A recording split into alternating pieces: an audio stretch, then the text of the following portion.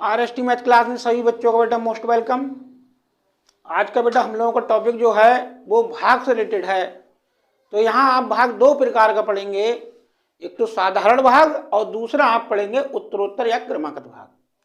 तो बेटा पहले पढ़ते हैं साधारण भाग, इट मीन्स डिवीजन, या आप ऐसे लिख सकते हैं सिंपल डिवीजन, है ना।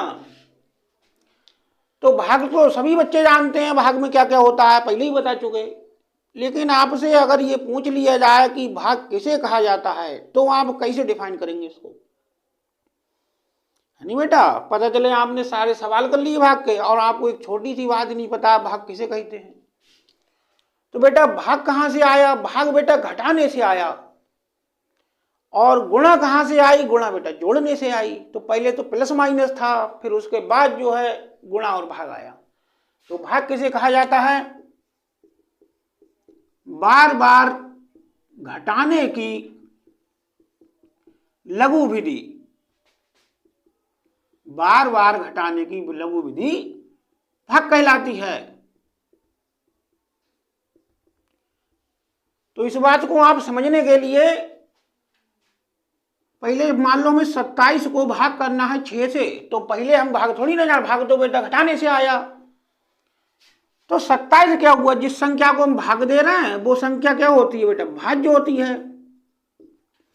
और जिससे भाग किया जा रहा है वो बेटा भाजक होता है।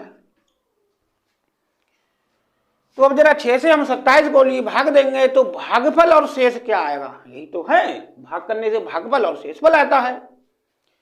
तो पहले तो भाग था ही नहीं, पहले घटाना था। तो पहले कैसे किया करते थे बेटा? तो यहाँ स्टेप लिख ले रहे हैं कुछ। पहला स्टेप क्या है बेटा?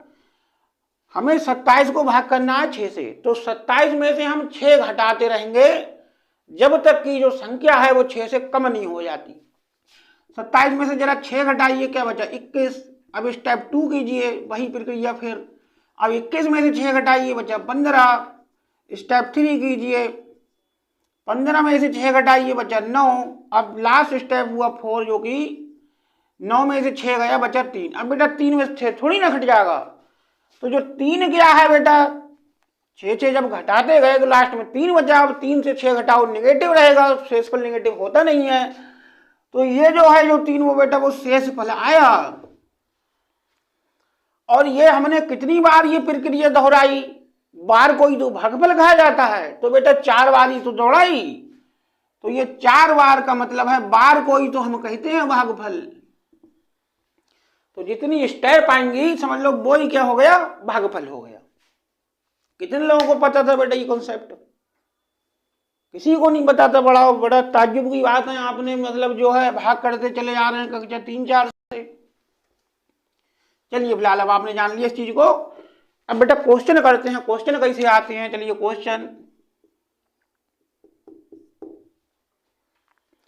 क्वेश्चन मान लो आपको दिया गया है, भाग के प्रश्न में भाजक भागफल का 4 गुना तथा शेषफल का मान लीजिए 36 गुना है। तो संख्या बतानी है, संख्या मतलब भाज्य बताना है। तो वह संख्या यानी कि भाज्य क्या होगी? ठीक बेटा, आपको भाजक भागफल का 4 गुना, यहां 2 बार गुने का रिलेशन दिया है। और जो भाजक है वो शेषफल का 36 गुना है। तो जरा डायग्राम बना लेते हैं। मतलब डायग्राम क्या होता है आप ये तो जानते ही हैं, भाग का डायग्राम। जिस संख्या से भाग दिया जाता है वो है भाजक, और जो बार आता है वो है भागफल, और जो नीचे घटा के जो प्राप्त होता है बिल्कुल फाइनल में वो होता है शेषफल। और जिस संख्या को भाग किया जा रहा है वो क्या होता है? भाज्य। बेटा ये डायग्राम तो मैं समझता हूं सबको ही पता होगा। फिर हम इसमें एक फार्मूला भी बता दिए थे आप लोगों को। अगर हमें भाजक भागफल और शेषफल ये तीनों चीजें पता हैं तो भाज्य कैसे निकलता है? इन दोनों की आप गुणा कीजिए, क्लॉकवाइज जाइए। भाजक और भागफल की गुणा कीजिए और इधर से आते हुए शेषफल को जोड़ दीजिए तो आपको भाज्य मिल जाएगा, है ना। कुल मिलाकर जो फार्मूला क्या बन गया, भाज्य इक्वल टू क्या होगा, भाजक गुणा भागफल, भाजक गुणा भागफल। और इधर से जब सर्किल बनाते हुए आएंगे तो शेष को बेटा जोड़ दीजिए प्लस शेष, है ना। तो इस तरीके से आपको इस फार्मूले से भाज्य पता चल जाएगा।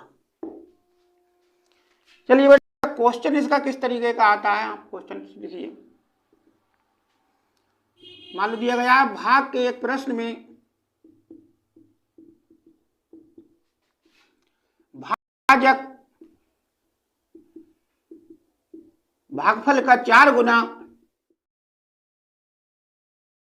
तथा शेषफल का 36 गुना है। यदि अब आपको ये 2 बार तो बेटा गुना करके दिया जाएगा और एक चीज एग्जैक्ट दे दी जाएगी। मान लो शेषफल, यदि शेषफल 3 है तो भाज्य कितना होगा, भाज्य मीन संख्या। बेटा आप जो क्वेश्चन को सॉल्व करते हैं आपको दिया गया था भाजक जो है भागफल का 4 गुना है, भाजक मतलब यहां पे आएगा, भागफल है ये वाली जो संख्या है वो इधर की 4 गुनी हो रही है और शेषफल का 36 गुना है। तो आप सवाल को ये उना गुना छोड़ के जो वैल्यू एग्जैक्ट दे रखी है वहां से पकड़ोगे, ये इतना गुना है ये इतना गुना है, इस बात को लॉक कीजिए। अभी आपको शेषफल 3 दिया तो शेषफल तो यहाँ का है बेटा। अब आप गुने वाली चीज को बैलेंस कीजिए। कह रहा है भाजक जो है भागफल का 4 गुना है, भाजक ये आ रहा बेटा लेफ्ट में, यानी लेफ्ट वाली संख्या यानी भागफल यानी राइट वाली संख्या की 4 गुनी है। तो लेफ्ट की संख्या तब आएगी जब राइट की संख्या पता हो, है ना। तो उन्हें गुना कह दिया लेकिन दिया थोड़ी ना है भागफल। आप पहले वाली बात को भी लॉक कर दीजिए। उसके आगे क्या दिया है, भाजक जो था भागफल का 4 गुना था लेकिन शेषफल का कितना गुना था, 36 गुना था और शेषफल हमें पता है। तो वहां पहले जो शेषफल पता है इसका 36 गुना कीजिए, मतलब 36 से मल्टीप्लाई करेंगे तो आपको भाजक मिल जाएगा जो कि क्या आया 108। अब जो पहली कंडीशन थी उसको बैलेंस कीजिए। इन्होंने कहा है भाजक भागफल का 4 गुना था, यानी जो 108 है वो राइट वाली संख्या का कितना गुना है, 4 गुना है। इसका 4 गुना होके आया बेटा 108, तो 4 गुना जो हो चुका है इसमें। अब मैं कहूं ए बी का 4 गुना है तो इसका मतलब ये भी तो हुआ कि बी ए का 1/4 है। तो अब आपको क्या करना है, लेफ्ट वाली संख्या राइट वाली की 4 गुनी होने के बाद हुई है 108, तो राइट वाली संख्या उल्टा करोगे तो बेटा 108 को आप 4 से भाग कीजिए, पता चल जाएगा। तो 4 दूना 8 4 27, तो भागफल क्या आया 27 आया। अब ये संख्या सपोज आई ना भाई, तो फाइंड करनी है। तो अभी फार्मूला बताए हैं ये कैसे आता है, 108 और 27 की मल्टीप्लाई कीजिए और 3 जोड़ दीजिए, क्योंकि भाज्य बराबर क्या होता है, भाजक इंटू भागफल प्लस शेष। शेष कितना है 3।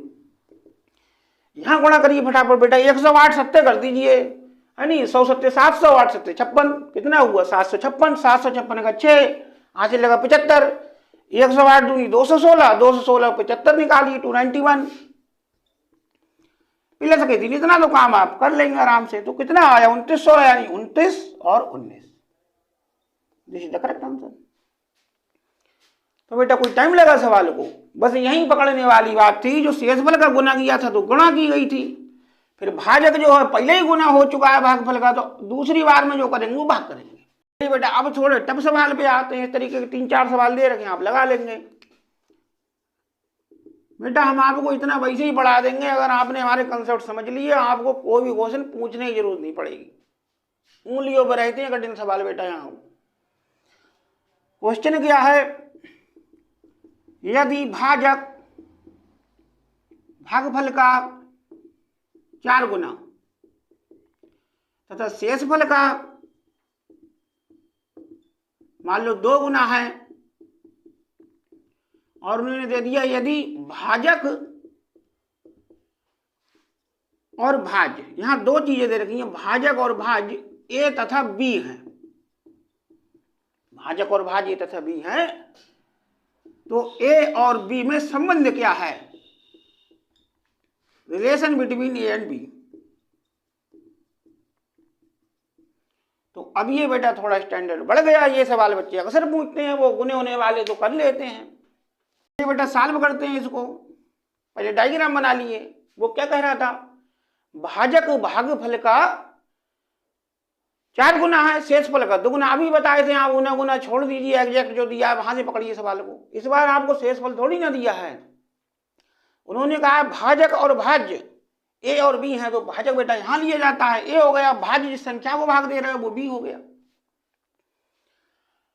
ठीक है, यही जो दिया है, इसमें शेषफल थोड़ी ना दिया था। अब वो गुने वाली बात को बैलेंस कीजिए। इन्होंने कहा है भाजक क्या है, भाजक भागफल का 4 गुना, यानी जो भाजक हमारा ए है वो इसका 4 गुना ये हो चुका है, तो उल्टा निकालोगे तो बेटा ये ए बाई 4 हुआ, इसको भाग करोगे। ऐसी इधर की संख्या वो थी, वो शेषफल की दुगनी है, वो दुगनी 2 से मल्टीप्लाई हो चुका है, अब उल्टा करेंगे तो यहां भाग कर दोगे बस। कुछ बचा सवाल में, तो कुछ बचा ही नहीं। तो बेटा जो संख्या है हमारी पास वो क्या है, n की जगह b है, तो भाज्य बराबर क्या होता है, भाजक इंटू भागफल, मतलब a इंटू ए बाई 4। इन दोनों की गुणा कीजिए और ये प्लस ए बाई 2 जो शेष है उसको जोड़ दीजिए। तो b equal to a into a बेटा हो गया ए स्क्वायर बट्टे 4, ऐसी रखिए, plus a by 2। b equal to यहाँ बेटा 4 हम एलसीएम अगर कर लें तो ये हो जाएगा ए स्क्वायर, तो ऐसे ही रहा, इसके बट्टे में 4 है ही, और ये 2 दूना जा रहा है तो 2 के ऊपर मल्टीप्लाई हो जाएगा। अब इसको थोड़ा संशोधन कर देना है। प्रॉपर फॉर्म में कैसे लिखा जाए, तो b इक्वल टू हमने यहाँ a कॉमन कर लिया, बचा क्या a प्लस 2 अपॉन 4। और भी थोड़ा बैलेंस कर लीजिए आप, कांस्टेंट टर्म को एक साइड में कर दीजिए और वेरिएबल वाली टर्म एक साइड में कर दीजिए। तो 4 आप यहाँ ले आइए, b इधर ले आइए, तो a इंटू ए प्लस 2 के अपॉन में आ जाएगा ये b, और ये 4 इधर आ जाएंगे। This is the correct answer. बेटा सवाल का आंसर प्रॉपर फॉर्म में भी लिखना, ये भी ध्यान रखने वाली बात है। तो प्रॉपर फॉर्म कब बनेगी, जब कांस्टेंट टर्म को एक साइड में रखिए और वेरिएबल वाली टर्म्स को आप एक साइड में समझते हैं। अब तो आप साधारण वाक्य सवाल कर ही लेंगे सारे क्वेश्चन। अब पढ़ते हैं क्रमागत या उत्तरोत्तर भाग।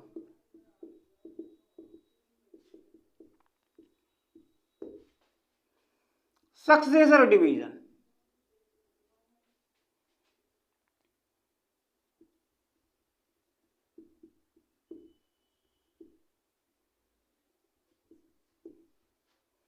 तो ये क्या होता है बेटा, ये जो है साधारण भाग से ही मतलब उत्पन्न हुआ है। तो पहले इसकी डेफिनेशन जानिए। जब एक संख्या को किसी अन्य संख्या से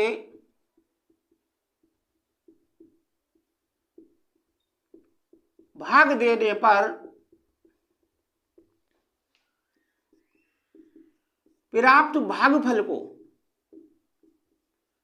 तो बेटा यहां ये चीज अंडरलाइन करने की है, एक बार हमने भाग किया तो जो भागफल आया उसको नई संख्या से भाग दिया जाएगा। भागफल को नई संख्या से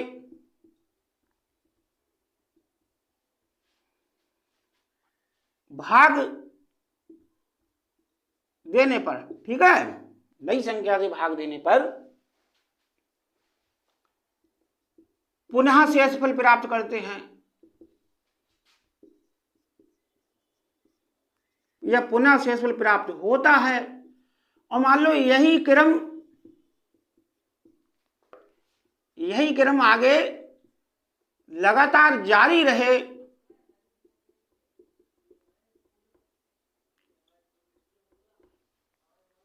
तो इसे क्रमागत या उत्तरोत्तर भाग कहा जाता है। डेफिनेशन बेटा थोड़ा लंबा है,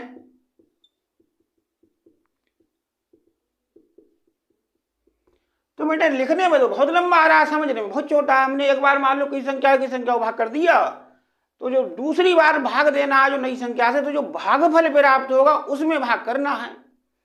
और हर बार शेषफल बदल बदल के आएंगे जब नई नई संख्या से भाग दोगे। तो ये क्रिया जो क्या कहलाती है, इसको हम उत्तरोत्तर भाग या क्रमागत भाग कहते हैं। चलिए बेटा अब इसके सवाल लगाते हैं, क्वेश्चन।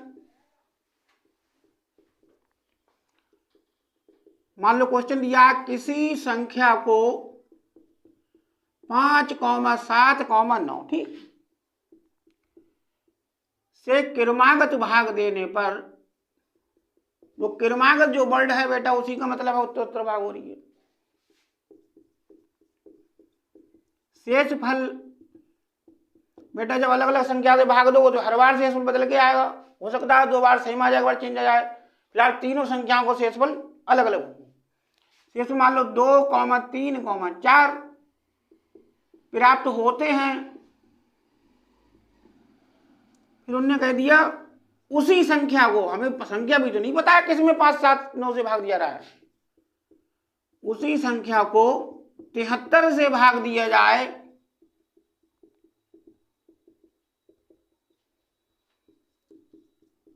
तो शेष क्या होगा। ठीक, पहले तो हम आधा सवाल करेंगे। किसी संख्या को 5, 7, 9 से भाग दिया, शेषफल आए 2, 3, 4। उसी संख्या को पहले तो संख्या पता करिए, फिर उस संख्या में संख्या आ गई तो 73 से तो साधारण भाग हो जाएगा। फिर बेटा यहाँ आपको बहुत ही जबरदस्त शॉर्ट ट्रिक है, वरना भाग देते ही रह जाएंगे। 3 बार भाग दोगे तो बहुत लंबा हो जाएगा। आपको करना क्या है, 2 तो बेटा वर्टिकल लाइन खींचिए। अब ये देखिए कितनी संख्याओं से भाग हो रहा है, जितनी संख्याओं से भाग होगा उतनी आप हॉरिजॉन्टल लाइन खींचिए, मतलब सीधी रेखा खींचिए। तो 3 ही संख्या से तो भाग हो रहा है 5, 7, 9 से, 3 लाइनें आप हॉरिजॉन्टल के खींच लीजिए। तो जिनसे भाग दिया जा रहा है वो लेफ्ट में लिखे जाएंगे, यानी भाग किससे दे रहे हैं, 5, 7 और 9 से। और जो शेष आ रहे हैं वो बेटा राइट हैंड साइड में लिखिए, यानी कि 2, 3 और 4 ही तो ये था। बस इतना इन्फॉर्मेशन आपको पता है, पहले संख्या प्राप्त करेंगे। तो बेटा जो बीच में जो खाने हैं हमारे पास 3 खाने हैं 1, 2, 3, उसके जो नीचे जो खाली जो एक खाना दिखता रहेगा वहां पे आप एक मानिए अपनी तरफ से।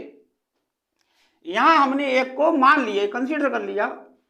अब प्रोसीजर क्या है, इधर से आप गुणा करेंगे और इधर का आप जोड़ेंगे तो ये संख्या आती आएगी, बिल्कुल ऊपर तक पहुंचना है आपको। चलिए तो 9 की 1 में गुणा करिए, 9 1 में 9 और 4 13।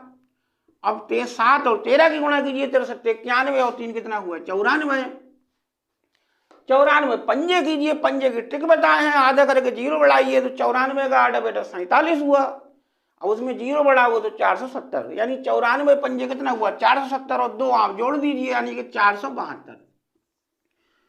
तो इस प्रकार हम नीचे से जब ऊपर की तरफ हल करते हुए आए तो हमें संख्या प्राप्त हो गई। संख्या जो थी वो 472 थी। तो अब आपसे इस संख्या को कह रहा है 73 से भाग दीजिए तो शेष बताइए। तो बेटा अब आप 73 से भाग लगाइए इसको। संख्या पता कर लिए 472, अब इसको आप 73 से भाग करना। चलिए भाग लगाइए फटाफट। कितना बार जाएगा बेटा, देखिए यहाँ 7 लीजिए, यहाँ 47 कर दीजिए। 7 से 4 थोड़ी ना जाएगा। सपोज यहाँ हमने 1 अंक ले लिया, डबल अंक लेना पड़ेगा। तो 7 6 42, 7 7 49 ज्यादा हो जाएगा तो 6 बार जाएगा, है नहीं, क्योंकि 47 के बाहर जाने नहीं है। 7 6 42 6 बार करके देखिए आप। 6 3 18, हंसी लगा 1, 6 7 42 43।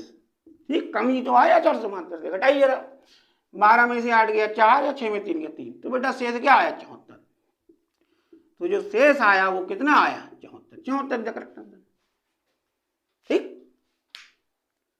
तो बेटा कितना शॉर्ट करा दिया आपको सीढ़ी बनाने का जो मेथड है, वरना आप 3 बार भाग कर दे तब जाके आंसर पे आते। क्वेश्चन,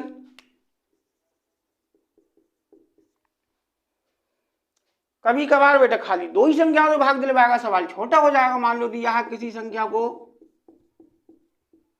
5,8 से उत्तरोत्तर भाग देने पर, इस बार उन्हें क्रमागत नहीं दिया, उत्तरोत्तर वर्ड लिख दिया, तो बात तो वही है। मान लीजिए शेषफल आ रहे हैं 3,4, बचते हैं। तो अब वो कहेगा उसी संख्या को